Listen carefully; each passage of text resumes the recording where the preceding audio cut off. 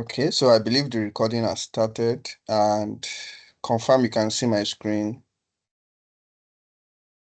Yes, I can. All right. Okay. So today we're going to be looking at reporting in Business Central. All right, so just before I start, so I want to go back to where we started from and where we are at and how we are going to be building on top of this. We've done the introduction. We've looked at table fundamentals, we've looked at page, and now we are looking at reports. So after this class, the next class we are going to be having is we are going to now start working on the individuals that we have actually learnt. Mind you, we just scratch, when I say scratch, we just touch some fundamentals within the tables and the pages. So now is now the real life. Let's start working with them in real life, in a let me say in a scenario basis. All right, so report is not a new thing to us, like I know, but it's also okay for us to give the introduction to reporting in Business Central. So reporting is one of the capability Business Central has that makes more people choose Business Central over some other ERP services, right? After the ability of an ERP application to be able to record financial transaction, there is also a need at the end of the day, after all the posting, after all the journals, after all the sales, there is a need for reporting at the end of the day because this is what the head of department, um, the CE of an organization, this is what they will be in need of. They have a copy of the report summarizing all of those transactions that has actually occurred. So working with reports is not a new thing to us. We already know that report is just there for summarizing purpose, right? But reporting in Business Central is it has a specific structure at which it is being explained, right? So just like the way we have also defined table, pages, reports also has the keyword reports, then followed by the ID, then you can give a specific name. I'm going to be going into the development environment just like I used to do, so that while I explain, I also show you how it like. So we can also see that there's relationship between the table signature or the table objects, the page objects, and also the reporting objects. You can see that within the report, we have properties, which is the metadata. We have triggers, we have controls, right? So, but the only difference here now is we have data item and we have column. We also have a request page, which we are going to be showing you in no time. So this is how the structure of a report looks like. Property, trigger, data item, label if needed. Then we have a request page if needed also. Then we have a layout. So each of the data item now has its own properties. We have the property, the trigger, and the column. This won't make sense at this point, but when we start looking at it in the development area, would understand. So let us go to the folder that we have been working with. Also, I want to ask if we have been able to access this source code from the link we've given. We added your email to this repo. Are you able to access this repo? Yes, I went to it today to look at the codes, but the past class, I think the past two classes are not there yet. They are not there at all. Are you sure?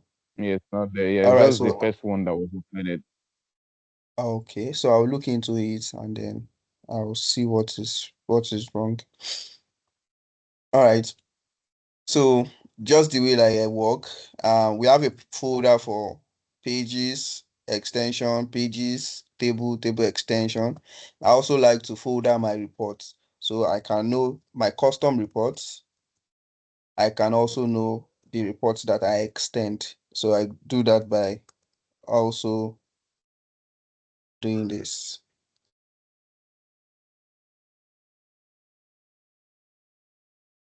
All right, so within my reports, let's create a student report because we are working with student data.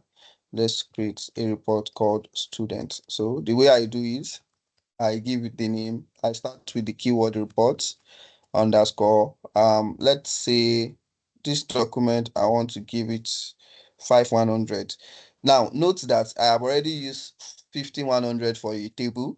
I could have used it for a page also. It doesn't really matter because they are different objects. So because of this is the first 5100 for my reports, I can use that ID. All right, so I use underscore. Then since this is has to do with students, so I'll say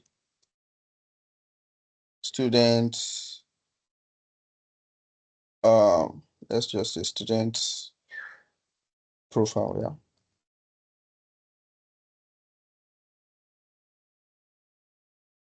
Now this is where the magic begins. So let me expand this so it is very okay. So we know that if we are doing a table, we press TT, the snippet for table. If it was page, we say TP for page, right? So if it's for reports, we should automatically know that the shortcut to that should be TR, which is T reports. So you can see as I press TR, I have a T repeat, I have a T repeat Wado, and if I click on this, you can see that this is just a shortcut for me looping through through an array, right? Array of objects. But what I need right now is a T report. If I don't quickly get it, I can see that this is it right here. But if I don't get it quickly, I can say T report, right? Then I use the one that has keyword of snippets. Then I have the templates. Now, this signature up here now looks exactly like the signature for the table, the signature for the page, and right now the same signature is being represented by the reports. So I want to convert this ID because we've chosen a number 5100 and then the report's name. So we said this is a student what the fuck, profile report, right? Now, these are the properties right here, which are the meta information. This gives more information about the reports. So on this section, I can use some properties that will render this report not extendable. I can say extensible equals false. That means there can be no report extension for this my report student profile. I can also press my control space to get some other things I can use. See, we have additional search term. So if they want to search these reports on the front end, I can also say if they press ST, these are additional search term for me. Like ST should give me student profile automatically, right? So this is not where we are going. Now we have the usage category, which we have been using. We know it has different option, but for reports, we use report and analysis because this is exactly what a report would do. Now we have default rendering layouts. So this default rendering layouts, we can give a predefined layout name. And I'll explain that. If I scroll down to this section, now this is where the rendering of the layout is. Now, whatever keyword I use right here would be the keyword I'm going to use for my default rendering layout. It's just saying by default, what layout do you want to run when this report is being called? Then if I choose a predefined name here, it then follow the instruction I put here. You can see that this is an Excel in this case. So that means whenever this report is being run, the default report that is going to be spooled out will be an Excel type of report, and the name is going to be my spreadsheets.xlsl, right? So let's change this so that it looks good. Let's say this is a student profile, right? So I want to copy this. I want to move back to this section and I want to paste this here. All right. So let's start with the definition of whatever is within this report and all of these that is within the reports. All right. So I have a data set. When I'm working with reports, I need a data to work with. So what this data set section shows us is that when I pull a report, obviously there should be like a specific record the report is using for the analysis or report analysis preview.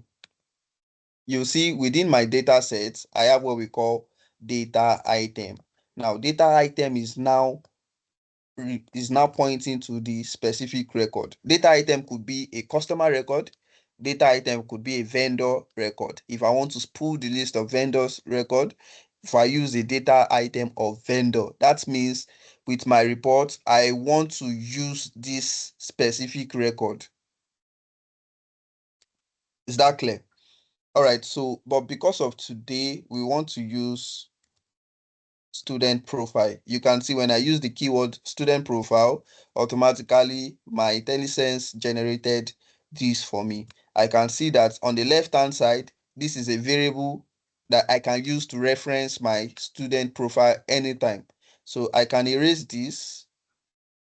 I can give it a name, any name I want, because it's a variable that I can use to reference this. This is the main record here, right? So I can say,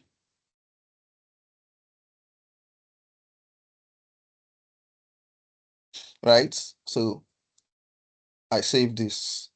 So after a data item, what's next? I already point to the record I want to spool, but now I'm not yet defining those fields I want to also see within my reports.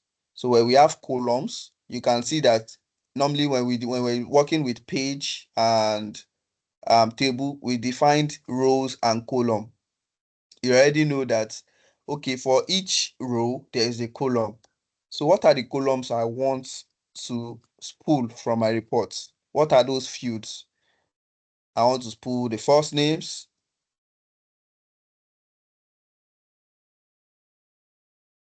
I also want to spool their matric numbers.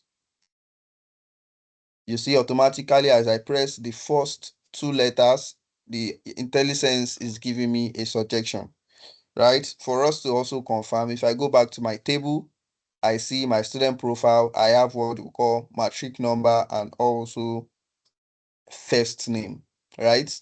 So what report now does is that, we didn't specify it to repeat so that it can list all of the record inside the database, but automatically, except I explicitly says that um maximum iteration, maybe I say at most just run for 2 times, right? If I don't alter the default characteristics of this report would iterate throughout the record of students that we have. If you have a record of 10, automatically it is going to spool out those 10 records, except I tell it to stop or I terminate it based on a specific condition, right? Okay, so we would notice that we're still having errors, so we'll get there, right? We see that after the data set, which is what we work with to spool out data, we have another section called request page, right? This request page, I'll just give an example, right? So let's say I want to spool Okay, inventory list. This is a report, a default report. So you can also see that it is categorized under reports and analysis. Now, this should also give you insight of what usage category does, right? In case you are being asked, you can see that what my usage categories allow me to do is that it also gives me a category of whatever object I am pushing onto my environment. So let us open this report. Now, you can see this first page we actually see here is what we call request page, right? You can see inside sorry, apology. My module 5, we have request page, right? We have looked at this first section, right? Then we also have what we call request page. So this is how a request page looks like.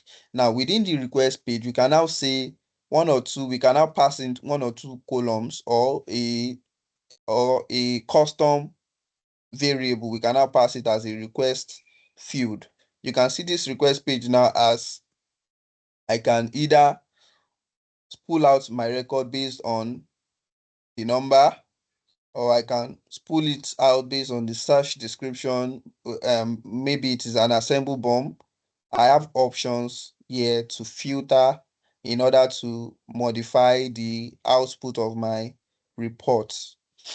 All right, so you also notice that we have this 1, 2, 3, 4, this four property, right? We'll get there. So yeah, we are here. All right, so for this instance, I do not need this request page, but whenever I want to use the request page, I can always rely on it. So let's say I define this source expression, which I believe they did not define. If I had done this, source expression equals, let's say, a text, right? We won't have that error again. It means that within my request page, I can now assign custom variables to it, right? Do we understand this part? Hello? Yes, so far, yes, so far. Okay, okay.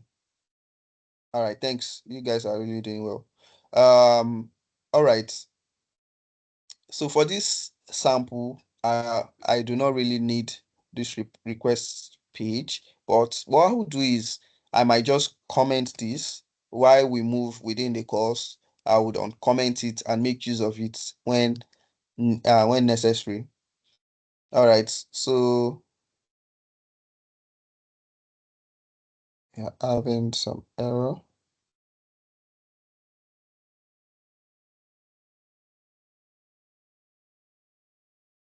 5. All right, so the action is also within the report. So this action is more like this extra action, right? So let me just go back there and comment the action.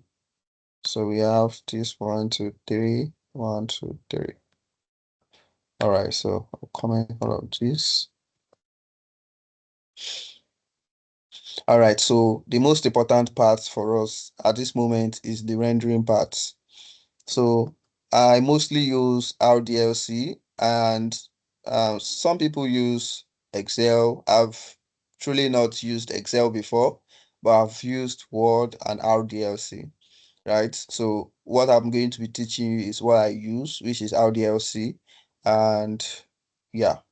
All right, so when I choose the type of rendering I want to use for this reporting, which we know is the default, I also want to make sure that the layout file is appropriate to the type. So you can see that it is highlighting it red because RDLC extension doesn't end with X, L, S, X. So if I put the RDL, it will fix that, but I also want to give it a name. So I could say student profile, and save it. But what this will do is that instead of this saving inside my report folder, it is going to be transferred into the home directory. Why is that? The reason is because I have to explicitly tell it that I want you to save this layout under my reports folder, right? So when I do this way, the system already knows that after I build this report, it will dump the report within my reports folder.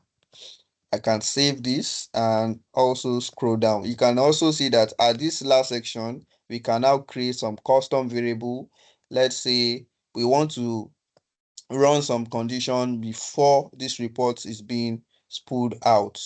So by doing that, we want to save those custom um, conditions. We want to save it inside a custom variable also, so that it can give us a dynamic output. All right, so after talking about that, we also have triggers within a report. So what I'll do is I'll type the keyword trigger and I'll press my control space. So see, we have the on init, we have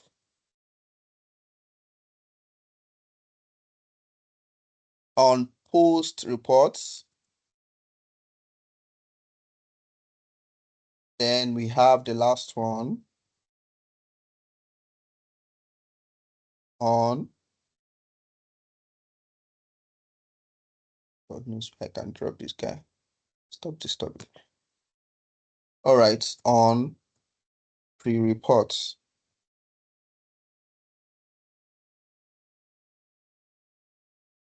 All right.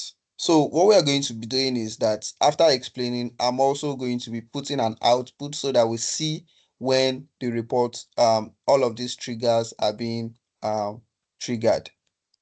All right. So on init is this happens when the report is being run at the first time. When you open the report, before the report is being processed, right? On init happen. And what does this on init does?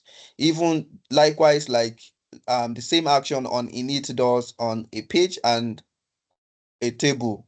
What it does is that it first of all give the default values to the individual components present in the report, right?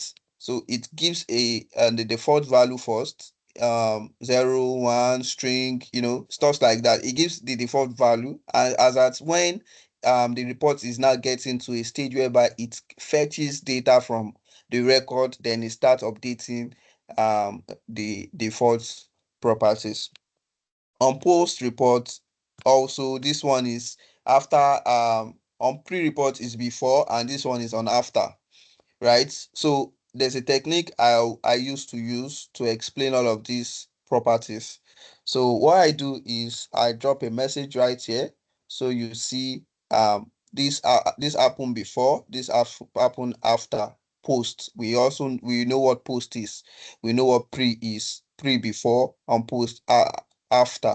After the report is being run, this is what I want to do some certain things. So I want to put on init report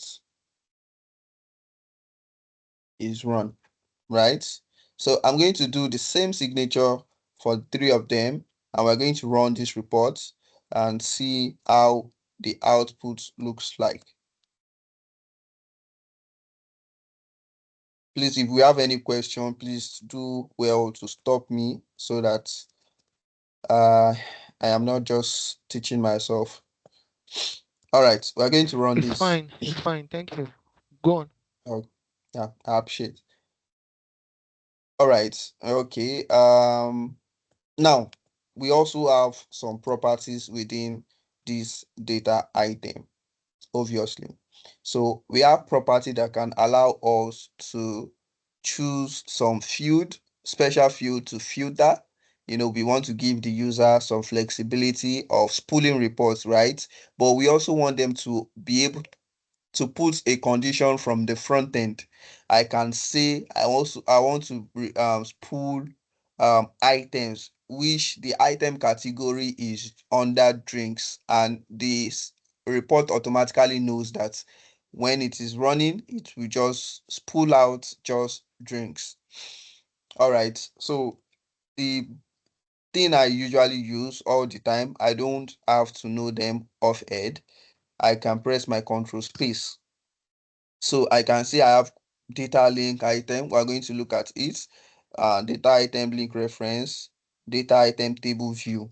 So obviously I might want to use this. It's not necessary. So what this does is just more like when the result is coming, how do you want it to be sorted? How do you want it to come out? I want it to come out by their I want to sort them out by their ID. I want to sort them out by their names. So this is what the data item table view does. So I can say I just want to, let's say I just want to order by, order descending. Yes. Then where,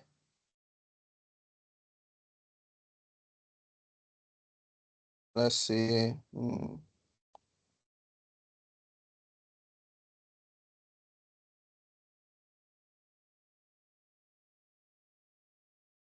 we don't have something we can test with, assuming there's an option. We can use this condition here. So I can just say order descending. So if I wanted to use that where, the where should have like a specific condition, but with the two field I have, I can't use them to make a condition. So that is why I erased it. Except I want to add code the condition there. So the next thing here is, let's also see, we see this print only if detailed. We don't use it on the parent data set or data item. I'll explain that. We'll look at it. Request filter field. Now, an example. These are request filter, right?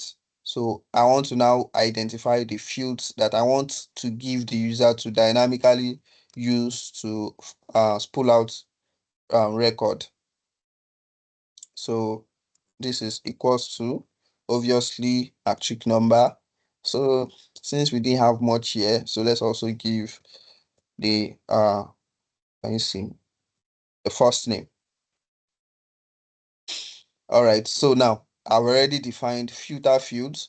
I already said the user can filter the report by matrix number, also by first name. So let's see what other properties we can use. Now we have the request filter headline. This is also important if we want to override the default. So the headline is filter item, right? So let's say I want to say,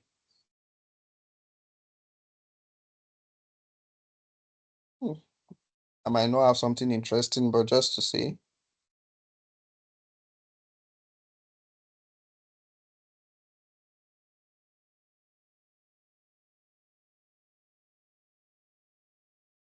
right.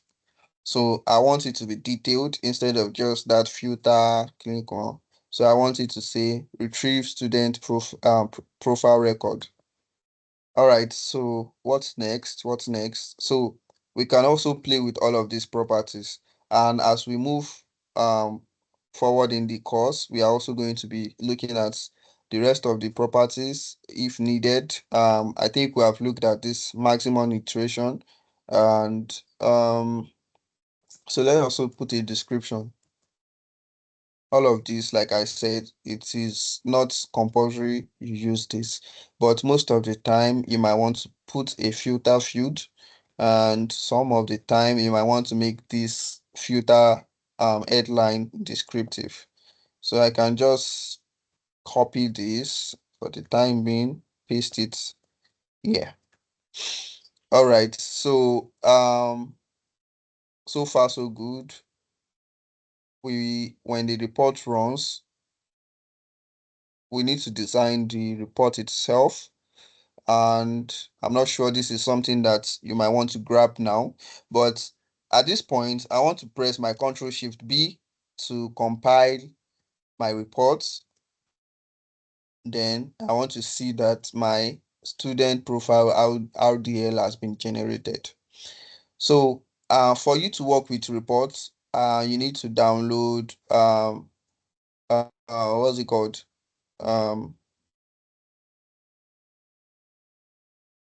so I want to open this externally. So there's Report Builder, Microsoft Report Builder. You need to install it on your environment, right? So this is where we design the reports. This is where we give it a look, that's from the front end, right?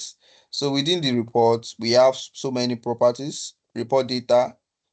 This is where we have access to whatever field or column we have assigned within the reports. We have properties like grouping. We'll get there. This is an advanced reporting property. We have properties, right? This is an highlight of a specific property you're working with. And parameter, I don't think I use this parameter. I don't even know what it does. All right, so fundamentally, this is what I work with. But I like to see my environment clean. That is the reason why I mostly collapse things I don't need at the moment. I collapse them. But for me to demonstrate this, when I right click on this white panel, I have what we call inserts. Within the inserts, I can see that I can insert a text box, a line, a table, a matrix. This is also an advanced one. A rectangle, a list, right? Image, and whatsoever is here. But what may I like to do is I like to separate the body of my report from the header and the footer. So I clicked on add header, then my report layout is now being segmented. So I can see whatever I had here will be under my header, and then I want to also insert the footer, right? Fantastic. Now we have been able to divide the report into header, the main body, and then the footer. Now let me show you how I work on reports, right? Now, when I teach you how I work on reports, you would see how easy it is for you to actually design even a very complex report. And I'll be doing all of that using just table. All right, so for now, I do not think there will be so many explanation in this. When we advance forward, I'm going to also show you how I do all of what I say I do. All right. So we see that within the table, we have the header and we have the data. And the most important part is you need to pay attention at which these two looks like. You can see we have this three dash within the data section, and we have nothing within the header section. So what does this mean? This means that whatever you select here on the data would be repeated. So that is why it is repeating the line within the box. It is telling you that this is a repeated column, uh, repeated column, right? Okay, so what I want to do now is I want to add properties into my report, things I want to view within my report. So I can say I can choose this when I go over the column, I can see a little box. When I click on it, I'm able to add the properties within my data results like this. All right, and I could also drag it and paste it directly like this, right? I've added my first name. I also want to add my matric number. Let's now say at this moment, I do not really need this last column, then I delete. For now, this is how our report looks like. So I'm going to save this and close the report. Now I can go ahead and publish this report to the environment.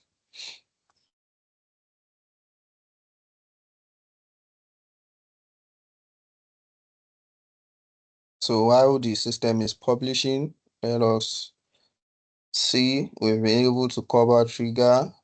We've been able to cover this section. And also, I want you guys to check the material as it is designed for to enhance the teaching. So I can use the global search right now and search for students. I think we named it student profile, right? So we can see student profile and we can see it is under report and analysis. When I click this, then you see that this is where the initial, as the report opened, the initial event occurred. You can see on init occurred. That means whatever I want to do as a preparation for my report, I could do it from my on init.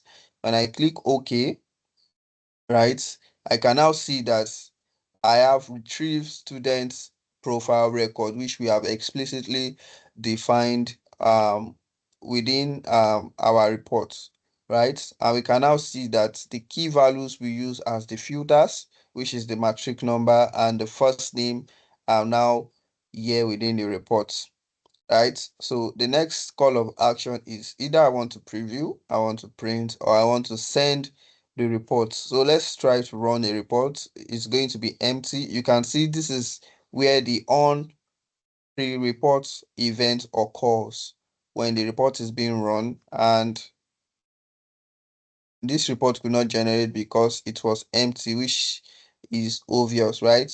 We already knew that there will be no output within our report. So I say okay, and when I say okay, when I run the report finish and I close the report, that should be when the on post report event should run. All right, so I believe I'd touch all of the components present here, except I haven't touched from the data item perspective. So there are also some events I could run within this data item, right?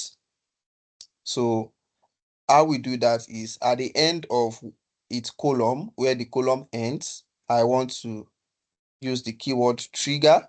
We have two events, three events here. We have on pre-data item,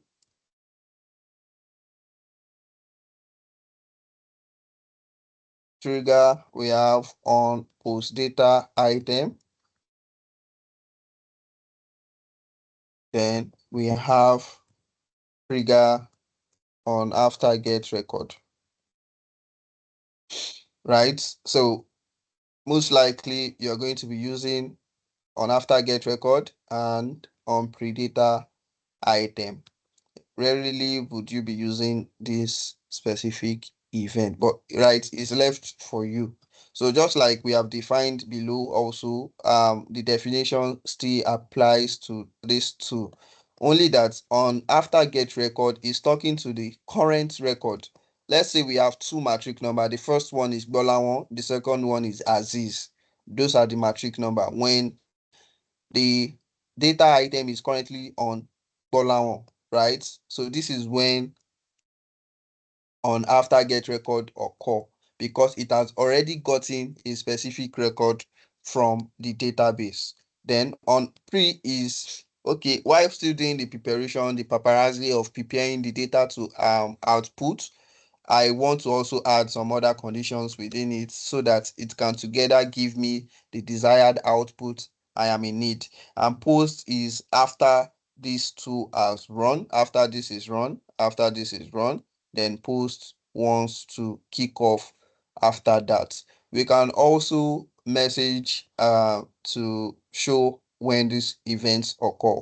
So why is it important for us? It is important for us so that when we are doing some dynamic reporting, because we already know that what this report is going to do is just going to go sequentially, spool out my report A, report B, report C, report D, and that is all it is going to do. It's a very dummy report. It doesn't do anything logical. It doesn't do anything with more condition or dynamically. So, but for us to now have it do exactly what we want it to do, we can then put this instruction in the most important, most efficient event, right?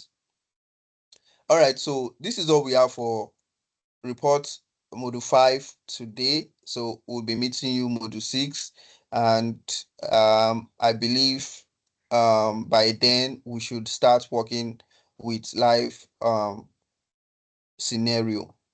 All right, so at this point, I will be taking questions. If we have any questions, just signify. Let me know the question you have. All right, so the floor is left for Igbalawan and Chimere.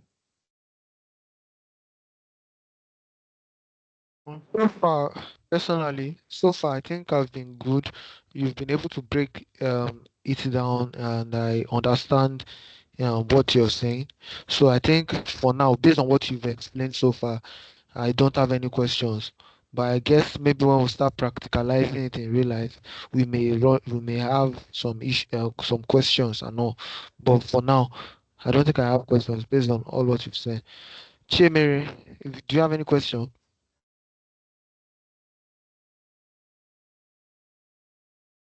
Chimere, I think you are muted, though. If you are talking at all, you are muted.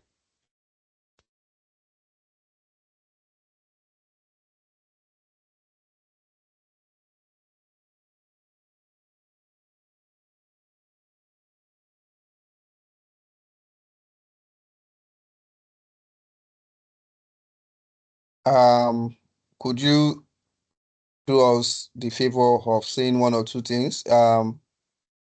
Is that okay? Do you have any question? Can we call it a day?